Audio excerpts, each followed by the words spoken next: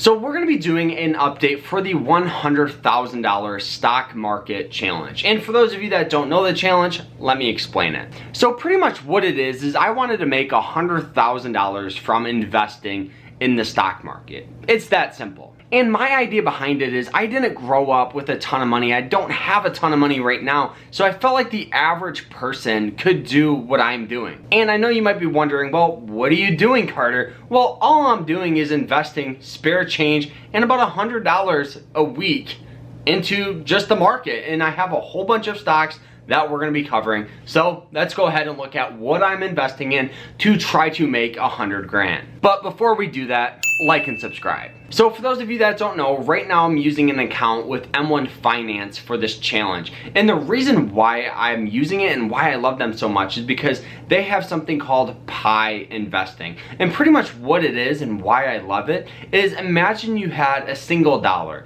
and you had 4 stock that you really wanted to invest in. Instead of investing in $1 in each stock and now you had to invest $4, you could just invest 25 cents in each one.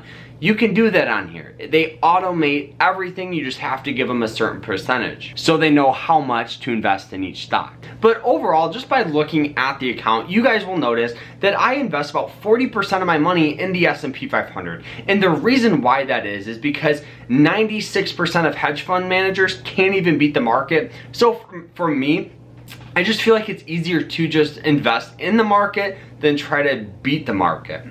But as we continue to scroll down, you'll notice I'm a huge investor in NVDA. I love the company. They do a lot of great work. As we continue to scroll down, dividend appreciation, right? I want to get some money on the passive income side that I can use it to invest and get more money. It's very simple and get some growth out of it. As we go down more, we have QQQ. This is pretty much just an ETF for tech heavy stocks. You know, you'll have companies like Microsoft, you have companies, a whole bunch of other ones. We have Home Depot, Costco, Apple, Amazon, Google, Microsoft, Visa, Disney, Meta. We have Palantir, which I'm absolutely getting obliterated on, but that's all right. Things happen. We're in a volatile market, and it's only 1% of my portfolio, so it's not that bad. As we continue to scroll down, we got Johnson & Johnson, Pepsi, Coupang, which I'm down 77%, which is crazy. I probably should get rid of that. We have, you know, ABBV, Bank of America, TSLA, Tesla. We have Cisco, Walmart, Waste Management, Coca-Cola, Procter & Gamble, McDonald's, MasterCard, Lowe's, JP Morgan, AMD, and SQ. So as you guys will notice that most of my stock are definitely leaning towards tech or fintech.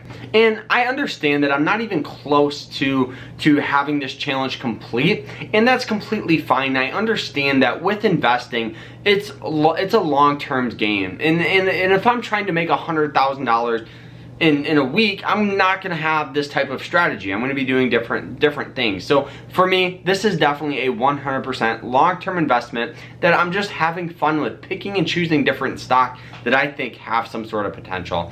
So guys, that is it. That is the $100,000 stock market update with M1 Finance. So I hope you guys enjoyed it. If you did, hit that like button, subscribe. We will see you guys later. Remember to stay happy, stay positive, and stay safe. Take care. Bam.